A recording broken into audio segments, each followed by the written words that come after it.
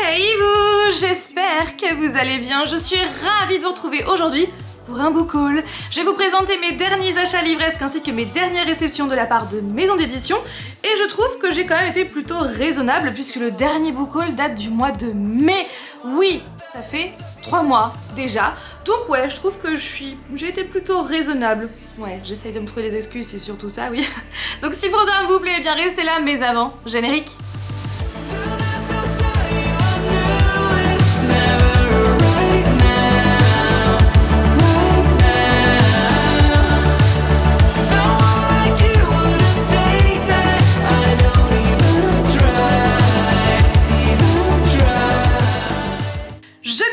Avec New York, puisqu'avec mon chéri et notre petit garçon, nous sommes allés à New York fin juin, début juillet. On a passé un séjour de rêve. Et donc forcément, j'ai craqué pour quelques livres. Oui, forcément. Donc nous sommes allés dans la librairie Strand Bookstore. C'est clairement the place to be quand on est fan de livres à New York. Et vous vous doutez bien que je voulais absolument m'acheter un exemplaire de Gatsby le Magnifique que je ne possédais pas puisque c'est mon livre préféré et j'en fais la collection. Sauf que l'exemplaire qu'il vendait, je l'avais déjà. Donc je vous invite vraiment à aller voir ce vlog juste ici parce que dans cette vidéo, vous voyez justement la partie de cette boutique. Et je vous invite aussi à aller voir la playlist de tout ce voyage à New York qui était juste incroyable. Même si je n'ai pas trouvé de Gatsby, vous vous doutez bien que je n'ai pas pu repartir de cette librairie sans avoir craqué, bien évidemment. Donc j'ai eu un coup de cœur pour ce livre, donc c'est New York Block by Block par Sienna Block chez les éditions Ho, qui m'a coûté 14,95 $, et donc à l'intérieur ce sont tout simplement les meilleures adresses de la ville de New York par catégorie. Donc par exemple vous avez la catégorie food au tout début avec notamment les desserts, donc toutes les bonnes adresses, les meilleures adresses pour manger son meilleur dessert, et à chaque fois c'est vraiment très bien expliqué et même si vous comprenez pas trop l'anglais vous allez très bien comprendre. Vous avez aussi donc pour manger son meilleur brunch, son meilleur donut, sa meilleure pizza. Ensuite vous avez la catégorie donc par quartier, donc toutes les choses à faire par quartier. Donc ici vous avez le quartier de Chelsea avec notamment le Chelsea Market que je vous conseille mais tellement. Là vous avez l'Upper West Side. On est d'accord qu'à chaque fois qu'on entend Upper West Side ou Upper East Side, on pense à Gossip Girl. Dites-moi si vous êtes comme moi. Donc là vous avez notamment la librairie Strand Bookstore où j'ai acheté ce livre là qui est d'ailleurs aussi sur la couverture, donc c'est un clin d'œil. À la toute fin c'est classé par saison, donc toutes les choses à faire en automne, au printemps, etc. Donc là vous avez notamment la saison de Noël. Là vous avez les meilleures choses à faire pendant les vacances, donc Thanksgiving, le 4 juillet, Halloween, etc. etc. Et franchement coup de cœur pour ce livre. Et pour Alec, nous avons craqué pour ce livre-là en carton qui répertorie les meilleurs endroits de la ville. Donc vous avez notamment le pont de Brooklyn, vous avez aussi donc Grand Central Station, vous avez aussi Times Square, etc. etc. Et Alec adore ce livre. Donc voilà pour la boutique, la librairie Strand Bookstore, mais vous doutez bien que j'ai quand même réussi à trouver un Gatsby que je n'avais pas.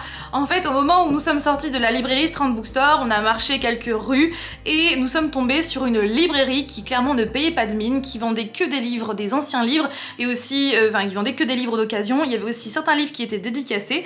Et donc j'y suis rentrée et au moment de partir, parce que je pensais vraiment qu'il n'y avait pas de Gatsby, je suis tombée sur cet exemplaire que je n'avais pas. Il a été édité en 1996 et donc il a une dust jacket et en dessous il ressemble à ça tout simplement.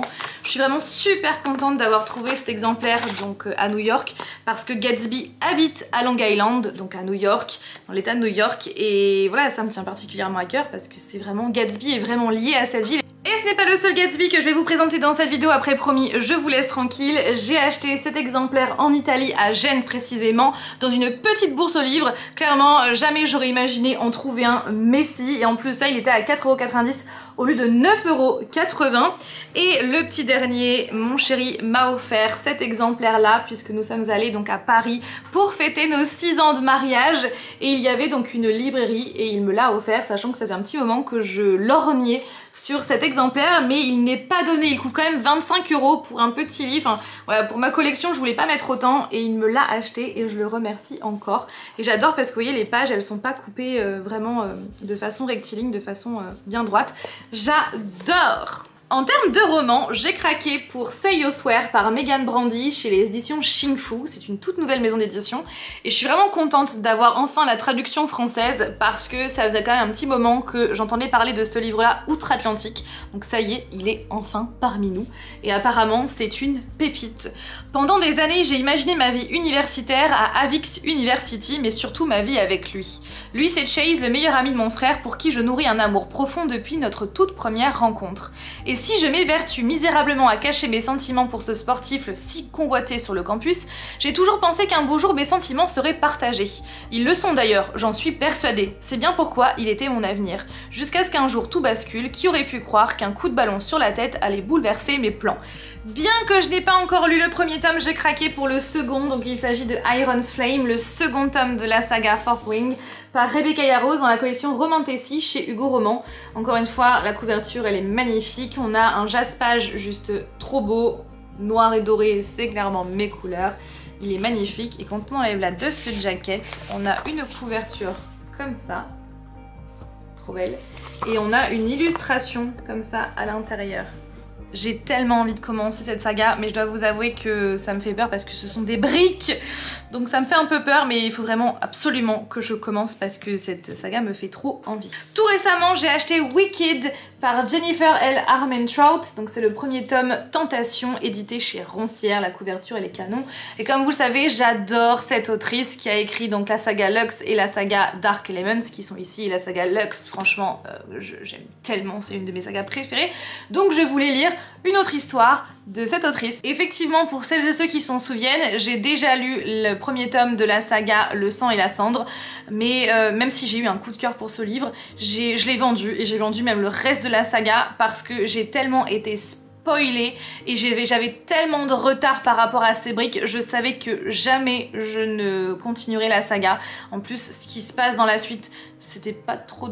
ça me convenait pas trop, donc c'est pour ça que j'ai vendu toute la saga. Voilà, peut-être que j'ai fait une erreur, peut-être, mais voilà. Donc pour revenir à Wicked, il ressemble à ça. Ici vous avez un jaspage rouge et noir, mais couleurs, j'ai envie de dire, vraiment beaucoup trop canon. En plus il est vraiment bien dessiné, bien travaillé. Et quand on enlève la dust jacket, on a une couverture tissée noir et rouge, beaucoup trop canon.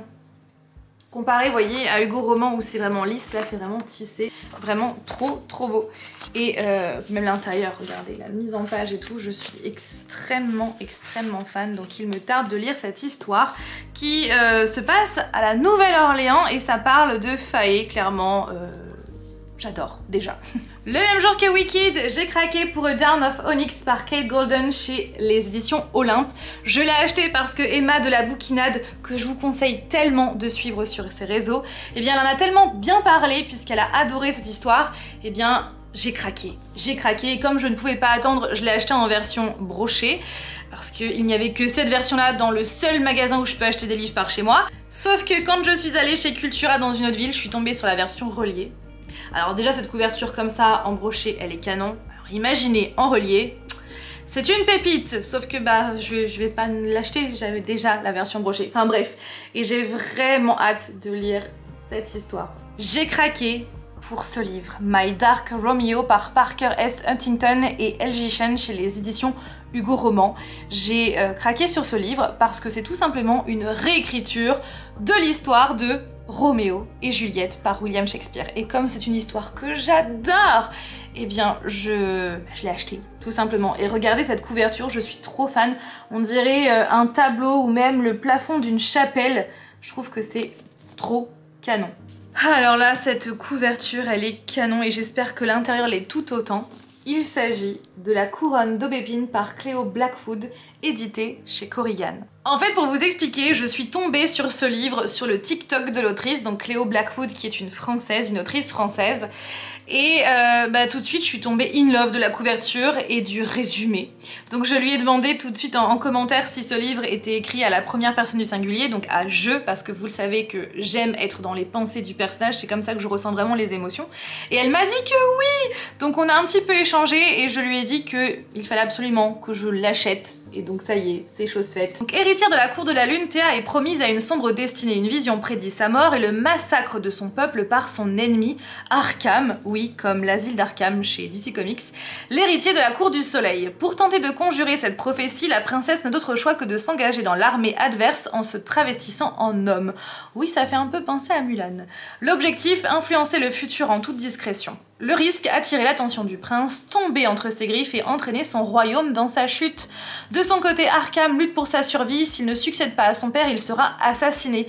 Or, un fait touché par la magie démoniaque ne peut prétendre au trône.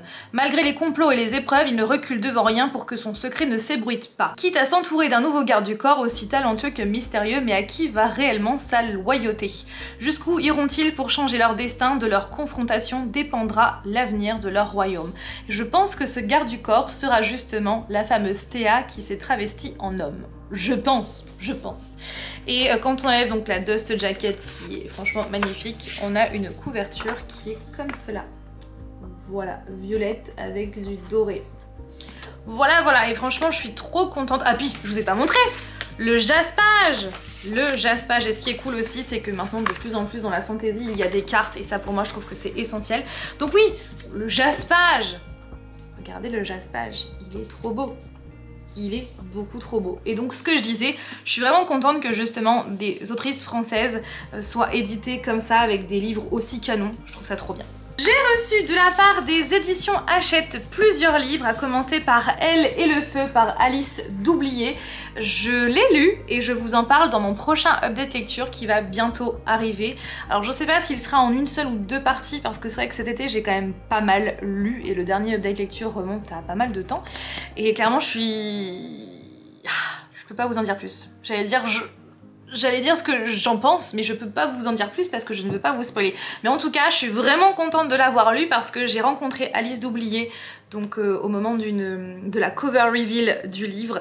Donc c'était en mars dernier dans les bureaux de Hachette Roman et c'était trop bien. L'autrice est trop gentille. Enfin voilà, je suis trop contente de l'avoir lu et donc je vous en parle prochainement. Hachette Roman, que je remercie encore, m'a aussi envoyé Séoul Drama, donc c'est par Maud Parent. Depuis que j'ai lu Sam et Sam par Raovia Downey chez Hachette Roman, j'espère que je prononce bien le nom de l'autrice, eh bien depuis que j'ai lu ce livre-là, je voulais absolument retourner en Corée, je voulais retourner à Séoul, donc c'est chose faite avec ce livre. Pareil, je vous en parle très prochainement. Voilà, et donc ça va bien sûr parler de K-drama. Avant de vous parler d'une autre réception de la part de Hachette Roman, je voulais vous parler d'un livre que j'ai acheté sur ma liseuse. J'ai acheté 1000 baisers pour un garçon par Tilly Cole. Et c'est ma lecture en cours. Et je dois vous avouer que... je fais presque que de pleurer. Parce que c'est un livre mais tellement émouvant et surtout qu'on sait ce qui va se passer à la fin et donc forcément ça me déchire à chaque fois que j'avance dans ma lecture et Tilly Cole sait tellement bien manier les mots que clairement je ressens toutes les émotions des deux personnages et c'est excessivement touchant, extrêmement criant dans le sens où il faut profiter de la vie et que tout peut basculer du jour au lendemain et qu'il faut profiter de ses proches et qu'il faut profiter, voilà, qu'il faut aussi leur dire un maximum de fois qu'on les aime. Et voilà, c'est un livre qui est incroyable et je sais déjà d'avance qu'à la fin je vais encore plus pleurer que ce que je ne pleure déjà en lisant cette histoire. Et donc pourquoi j'ai acheté 1000 baisers pour un garçon? Eh bien parce que Hachette Roman m'a envoyé 1000 morceaux de cœur brisés, toujours par Tilly Cole. Encore merci à Hachette Roman. Donc il s'agit de la suite de 1000 baisers pour un garçon. Alors c'est la suite sans vraiment être la suite dans le sens où le livre, donc 1000 baisers pour un garçon, c'est l'histoire de Poppy, alors que dans ce livre-là, c'est l'histoire de Savannah, la sœur de Poppy. Donc vous pouvez très bien lire ce livre-là sans avoir lu le précédent, vous allez très bien comprendre, mais vous allez être quand même un peu spoilé de ce livre-là si vous ne l'avez pas lu. Et du coup, ça ne sera pas mon cas, donc c'est pour ça que je voulais absolument lire 1000 baisers pour un garçon juste avant. Et j'espère qu'il ne sera pas aussi douloureux, aussi émotionnellement parlant... J'allais dire quoi, je ne sais pas. Mais aussi émouvant, voilà, émouvant. Donc je pense que si, parce que Tilly Cole c'est un peu une reine dans ce domaine. Enfin bref, voilà, donc je vais le lire très prochainement. Et avec ce livre, j'ai reçu ce goodies là, donc c'est un porte-clés marqué pour Savannah. Voilà, et ici on a justement marqué 1000 morceaux de cœur. Attendez, je vous montre à l'envers, 1000 morceaux de cœur brisés. Voilà, j'aime trop ce genre d'attention. C'est trop mignon! De la part des éditions Céleste, une toute nouvelle maison d'édition, j'ai reçu tout d'abord une sucette en forme de cœur, s'il vous plaît. Je suis trop fan, vraiment j'adore ce genre d'attention. Puis de l'autre côté on a un petit cow-boy comme ça. Donc ce n'était pas le seul objet du carton, n'est-ce pas, du colis. J'ai reçu Shattered Dream par Eugénie Dielens, qui est donc une toute nouveauté. Une toute nouveauté, je ne sais plus parler. Bref, un livre qui vient de sortir. J'aime trop la couverture et donc c'est l'histoire de Nola. Donc peut-on se relever quand nos rêves ne sont plus que des ruines de ce qui aurait pu être? Déjà j'aime beaucoup le début du résumé. Lors du match de hockey le plus important de sa carrière, Nola se blesse gravement et voit tous ses rêves se briser. Contrainte d'arrêter le sport pendant une durée indéterminée, elle se retrouve à devoir entraîner une équipe masculine universitaire alors qu'elle n'a qu'un objectif, retourner sur la glace. Mais son arrivée n'est pas bien vue de tous, surtout du capitaine qui pense qu'elle ne sera rien de plus qu'une distraction pour eux. Il compte bien lui faire savoir qu'elle n'est pas la bienvenue sans se douter de ce qu'elle a pu traverser. Au milieu de la compétition acharnée sur la glace, des rivalités naissantes et des dramas, non, on n'est plus dans des K-dramas, des drames personnels, l'amour et la passion pour le hockey se mêlent, mettant en jeu bien plus que la victoire. Je ne sais plus lire, bref. Et donc c'est le premier tome, voilà, et donc c'est marqué « La glace ne pardonne pas ».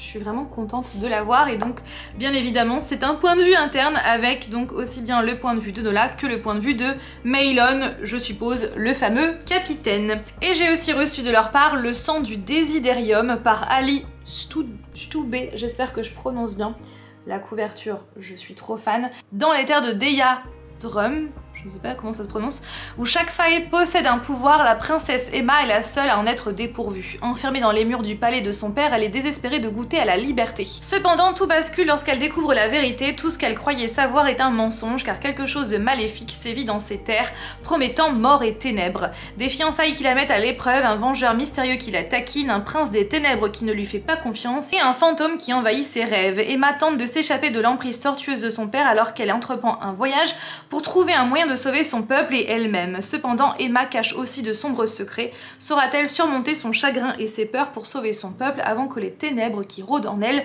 ne la dévorent? En tout cas, un grand merci aux éditions Céleste. Je vais pouvoir bientôt les lire et j'ai hâte.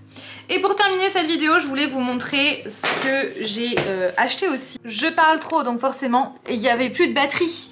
Donc j'étais en train de dire que j'avais acheté ce livre-là donc en Italie aussi, donc à cette fameuse bourse aux livres où j'ai acheté donc la version Gatsby en italien. Donc il s'agit de Alice au Pays des Merveilles en italien. Voilà. Et comme c'est clairement l'une de mes histoires préf, l'un de mes contes préf de Lewis Carroll, bah du coup j'ai craqué dessus. Et ce qui est cool, c'est que même si je ne parle pas un seul mot d'italien alors que je suis d'origine italienne, eh bien je peux très bien le lire à Alec sans problème. Et puis Alec connaît l'histoire de Alice au Pays des Merveilles, donc il n'y a pas de souci pour comprendre l'histoire. Voilà. Et dernier livre que je vais vous présenter, c'est un livre que je suis contente d'avoir. Donc si vous me suivez sur ma chaîne, vous savez que j'adore la mythologie grecque et ce depuis des années, c'est ma mythologie préférée et j'en ai lu plein de livres sur ce sujet, plein de romans, et à chaque fois je me fais toujours la même réflexion, c'est dommage qu'il n'y ait pas un arbre généalogique au tout début pour savoir qui est vraiment qui, parce que au sein de la mythologie grecque, il y a souvent des personnages qui sont avec d'autres, mais qui sont frères, mais qui sont cousins, mais c'est très compliqué, très complexe. Et donc je suis tombée sur ce livre-là. Ce sont les héros de la mythologie, racontés par Aude Giomine et illustrés par Anne-Laure Varoutsikos chez Marabout. Et en fait, à l'intérieur, vous avez tout simplement tous les personnages qui sont répertoriés, tous les personnages, et tout plein de tableaux, même des représentations. Vous avez même voilà, des représentations cinématographiques, etc. Et au tout début, vous avez un arbre généalogique. Et ça c'est franchement cool parce que moi qui suis vite dépassée par quand il y a les personnages et tout, je sais plus qui est qui. Asclépios, Hestia, vous avez Dionysos, vous avez Hadès, voilà, à chaque fois tout est bien expliqué et je suis en train de le lire en ce moment et c'est super intéressant. Sur ce, j'espère que cette vidéo vous a plu. Comme toujours, n'hésitez pas à réagir en commentaire et à me citer les livres que vous avez achetés récemment et qui ont rejoint votre pal. Je vous fais plein de bisous, prenez bien soin de vous et de vos proches, c'est très important et je vous dis à dimanche prochain pour une nouvelle vidéo. Bye!